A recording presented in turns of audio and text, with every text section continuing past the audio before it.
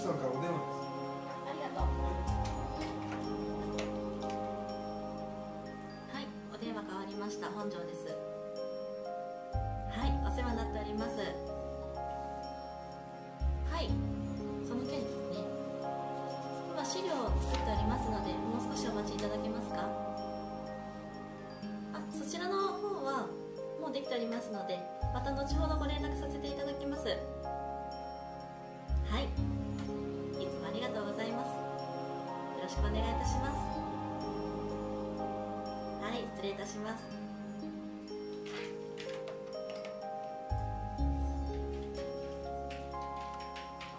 部長、お疲れ様です。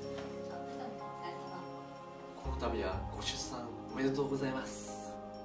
ありがとう。元気な男の子って聞きましたよ。そうなの、もう可愛くって。もうお体の方は大丈夫なんですか？うん、産休もたっぷり取ったし、やる気満々よ。で、みなみくん、用件は何？プレゼン資料のチェックをお願いします。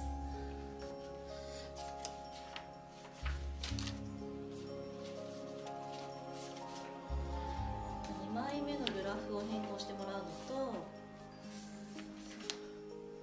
4枚目、ここ文字間違ってるから直してきてくれる？はい、わかりました。失礼します。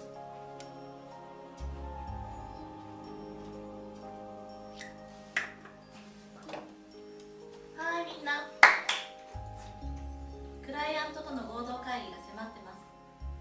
プレゼン資料まだ提出してない人は私のところまで早く提出しに来てくださいね。はい。よろしくお願いします。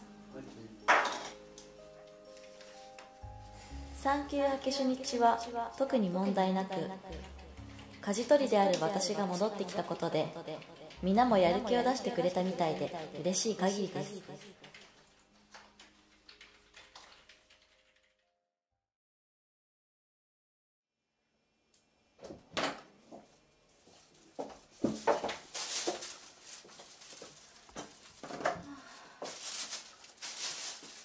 ただいま。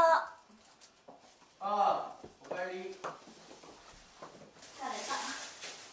お疲れ様。初日から頑張ってるね。もうすぐ取引先との大事な会議があるのよ。産休明けだからってボケっとしてられないからね。The origins of Canada and the United States. Most people are aware that Canada and the United States are two very large countries in North America. However, most people do not know how these countries came to exist. The story of the creation of these countries is a very interesting one.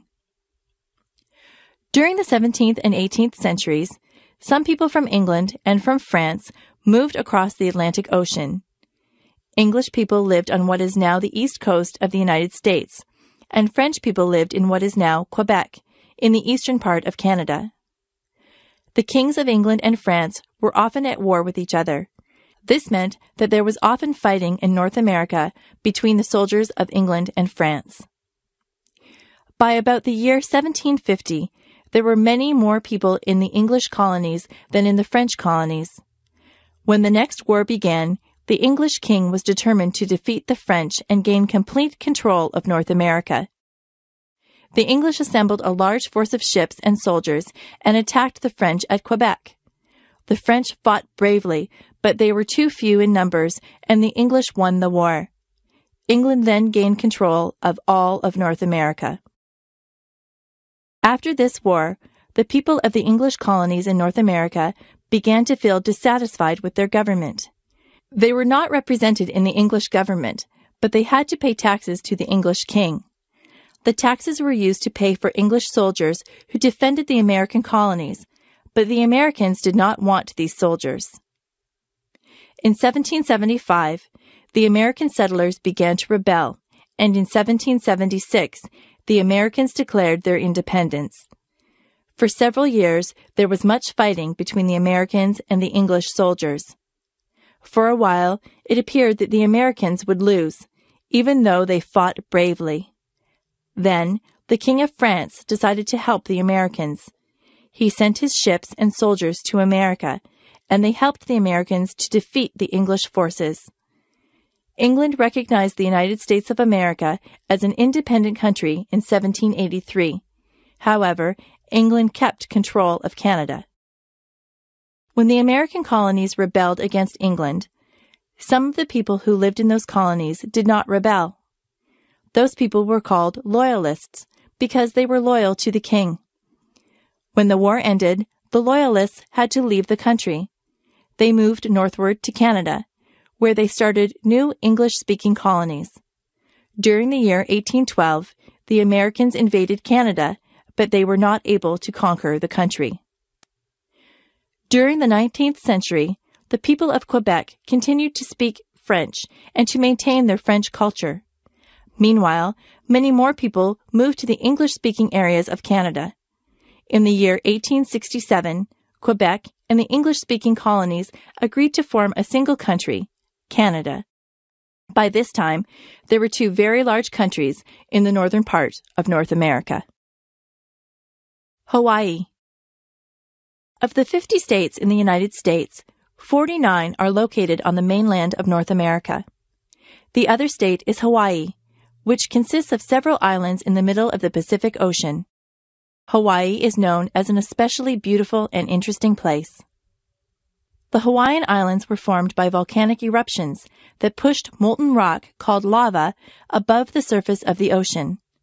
Some of the islands no longer have any volcanic activity, but there are still active volcanoes on two Hawaiian islands, Oahu and the Big Island, which is known simply as Hawaii. One of these volcanoes, Mauna Loa, still erupts sometimes with spectacular explosions of lava. Another volcano, called Mauna Kea, is now dormant. These volcanoes are both very tall and reach over 4,000 meters above sea level. The air above Mauna Kea is so clear and thin that scientists use the mountain as a base for observing the stars. The islands of Hawaii are located in the tropics, and they are known for their beautiful weather. The temperatures are usually in the range of 20 to 30 degrees Celsius, and the days are usually sunny. This weather allows people to enjoy swimming and surfing on the beautiful beaches of Hawaii. Despite the sunshine, most of the islands also receive enough rainfall to support many beautiful flowers and trees. The first people to live in Hawaii were Polynesian groups who arrived from other islands in the Pacific well over 1,000 years ago. The islands were visited by European explorers during the late 18th century. During the early 19th century, the islands became unified under a single king. However, during this time, many Hawaiians died from diseases that were brought by European and American visitors. The Hawaiian Islands are excellent places for growing sugarcane and pineapples. In the late 18th century, some Americans began large farms called plantations in Hawaii. The Americans eventually gained control of the government, and Hawaii became a territory of the United States. The United States built a naval base on the island of Oahu at Pearl Harbor. This base was attacked by Japan in 1941, but it was soon repaired. The naval base is still in use today. During the 19th and 20th centuries, there were great demand for labor on the sugar and pineapple plantations. People came to Hawaii from many lands, and Hawaii became a place of many cultures. The native Hawaiians mixed with people from places such as Japan, China, Korea, the Philippines, Portugal, and Puerto Rico, as well as the mainland United States. Today, many Hawaiians can claim a diverse heritage. In 1959, Hawaii became the 50th state of the United States, with the city of Honolulu as its capital.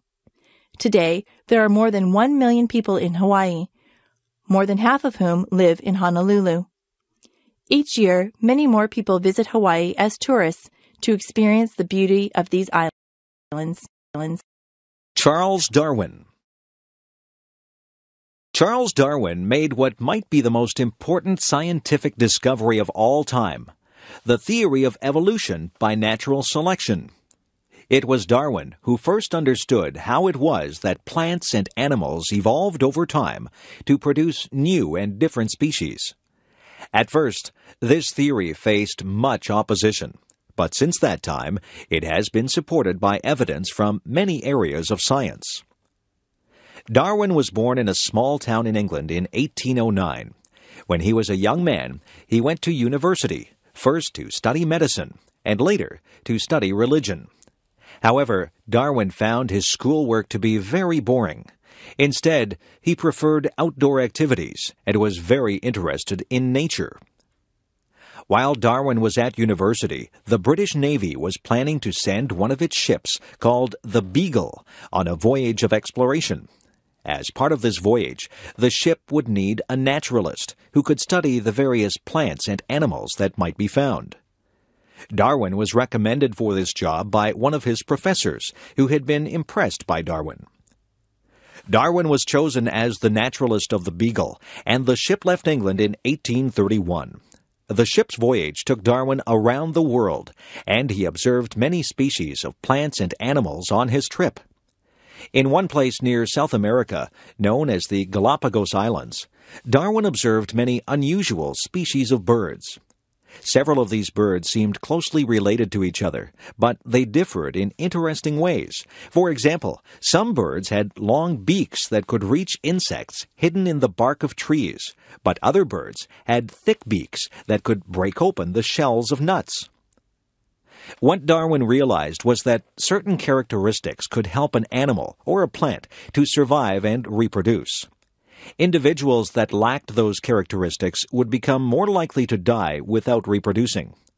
Over many generations, the useful characteristics would then become more and more common as the surviving individuals passed the characteristics on to their offspring.